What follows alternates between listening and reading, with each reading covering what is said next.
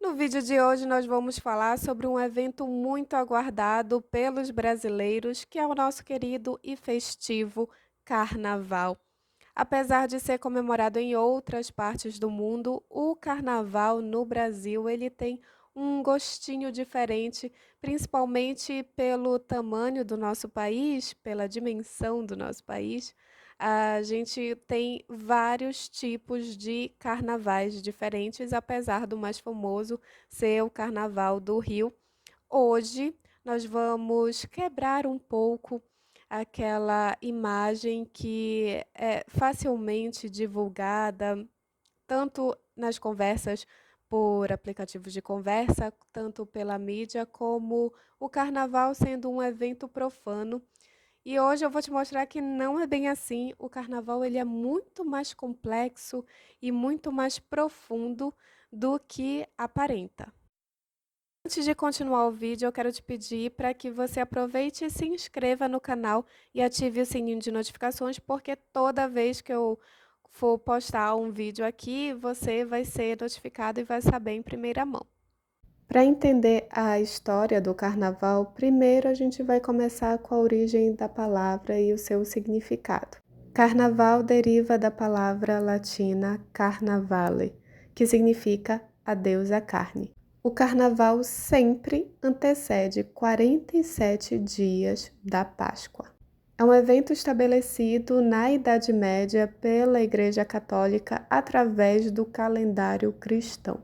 Vale ressaltar que tanto na Antiguidade, tanto na Idade Média, os calendários eram baseados também, interligados à religião. Na verdade, isso é um costume que vai até o Renascimento, depois e até os dias atuais. Basta a gente conferir os nossos feriados. É uma herança do Estado religioso para o Estado laico. Bom, então voltando para o início da Idade Média. Então, era uma consequência natural que, após a Igreja Católica ter se tornado a religião oficial de Roma, o calendário cristão era o novo calendário a ser seguido no território do antigo Império Romano.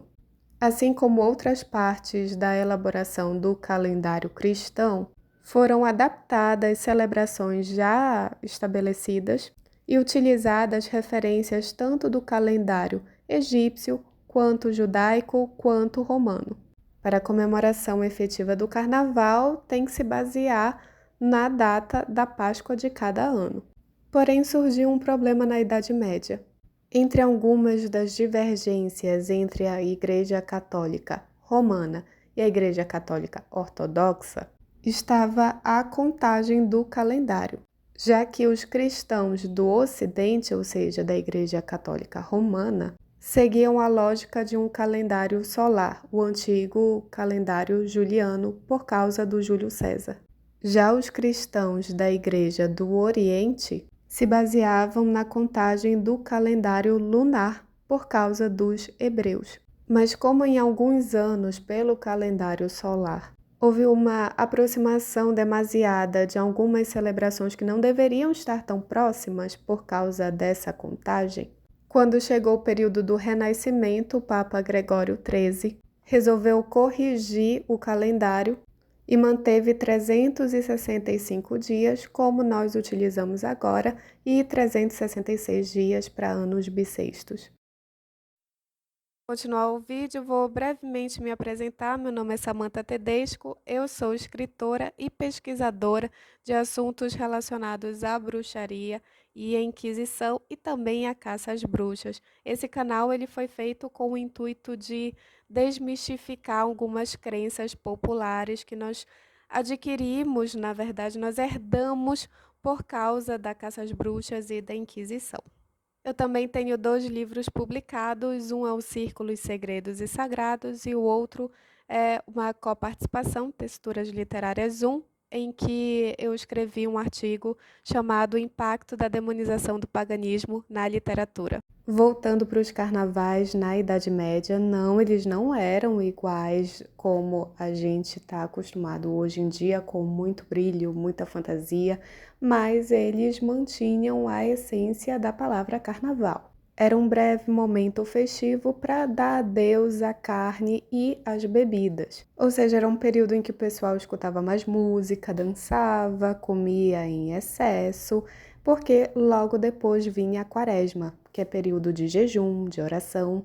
Um dos carnavais mais conhecidos hoje em dia é o Carnaval de Veneza, apesar de que ele teve um breve momento em que foi proibido, enquanto Veneza ainda não fazia parte da Itália, a Itália ainda não tinha sido unificada. Uma breve observação é que, apesar de Veneza ser a cidade hoje em dia que tem mais fama do carnaval, ela não é a única. Cada cidade tem uma particularidade. Quem acompanha as redes sociais da Embaixada da Itália no Brasil sabe muito bem do que eu estou falando. Agora, como que Veneza saiu de uma celebração simples e básica e passou para uma série de apresentações e desfiles de baile de máscaras repleto de glamour e elegância? Reza a lenda que no século XII, após uma vitória militar, o governante e a nobreza local incentivaram o povo a celebrar na Praça de São Marcos a vitória, que coincidiu com a época do carnaval. O uso das máscaras para essa celebração durante o carnaval virou uma tradição com sucesso até o Renascimento, impulsionada pelos bailes de máscara da nobreza. Bem no final do século XVIII, essa celebração foi proibida pelo imperador da Áustria, Francisco II, que tinha Veneza sob controle. Durante o século XIX, os bailes fechados começaram a reaparecer com os bailes de máscara, mas só foi na segunda parte do século XX que o governo italiano, em 1979, resolveu incentivar o evento como um patrimônio material e cultural importantíssimo para a Itália. Agora, e o Brasil? Como que surgiu o carnaval aqui? As primeiras comemorações chegaram através dos portugueses, no século XVII, com a celebração do entrudo. O entrudo é uma definição tanto de um boneco de madeira que as pessoas usavam em desfiles, semelhante como a gente vê hoje nessa foto que é de um carnaval lá em Portugal. E o entrudo também era a definição de uma brincadeira de jogar algo molhado, geralmente fedido, em outra pessoa. Essa brincadeira podia acontecer tanto em ambiente público quanto em festas fechadas. Geralmente na festa fechada o cheirinho era um pouco mais agradável. Já nas ruas o pessoal gostava de jogar bastante urina. Já no século XVIII, com a fama dos bailes parisienses super luxuosos de máscara, a elite brasileira começou a fazer em bailes obviamente fechados aqui no Brasil também. Primeiramente no Rio de Janeiro e depois se estendia para outras cidades do Brasil. O Grão-Pará, que hoje é o estado do Pará e do Amazonas, foi nesse período do auge dos grandes bailes de máscara parisienses também que o norte do Brasil sofreu grande influência parisiense na arquitetura. Durante os séculos XVIII e XIX, cada região do Brasil desenvolveu costumes próprios do carnaval, replicando movimentos de dança e ritmo musical da população afrodescendente, que teve um papel fundamental para a transformação do carnaval do século XIX e XX. Um bom exemplo disso é o frevo, que ele ainda não tinha um nome próprio no século XVIII, mas a partir do século XIX ele foi oficialmente considerado um tipo de dança de desfile e ele é um exemplo da influência da cultura afrodescendente no carnaval, já que vários movimentos do frevo derivam da capoeira. Já os bonecos de Olinda, eles têm uma influência indireta europeia, digamos assim, já que esses bonecos eles foram criados a partir de narrativas de um padre sobre como funcionavam os carnavais na Europa. Já o carnaval da Bahia com trio elétrico, com o ritmo do axé, é o modelo de carnaval mais novo dentre os outros que nós temos no Brasil, já que ele se popularizou na década de 80. E aqui fica muito nítido para qualquer pessoa a influência dos povos africanos. Inclusive, a Bahia foi o estado que mais recebeu povos escravizados, vindos principalmente da região central da África. A palavra axé significa energia, força e poder na língua iorubá.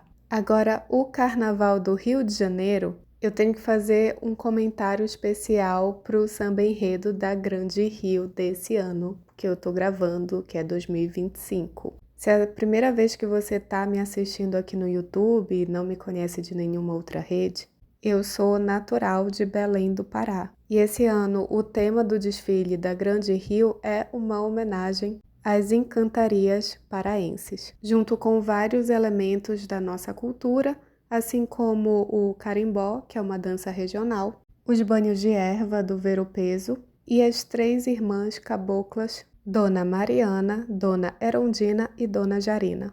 Agora falando sobre o desenvolvimento do samba até os desfiles que nós temos hoje, quando surgiu no século XIX, ele não era bem visto socialmente. Na verdade, ele era praticamente proibido, assim como boa parte dos elementos africanos, sempre colocados à margem da sociedade junto com a população negra.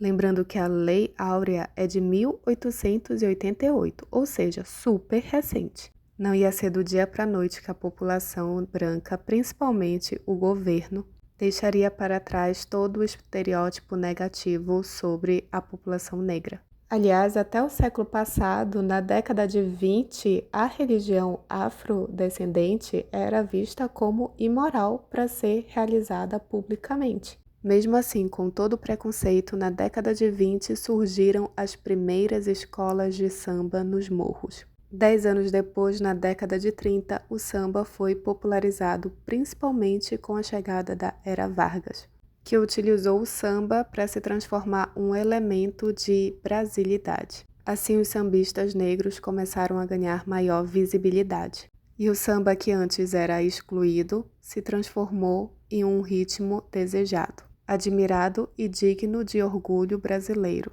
Na década de 80, o sambódromo começou a ser construído e foi inaugurado em 1984, dando espaço para manifestação cultural que antes era marginalizada.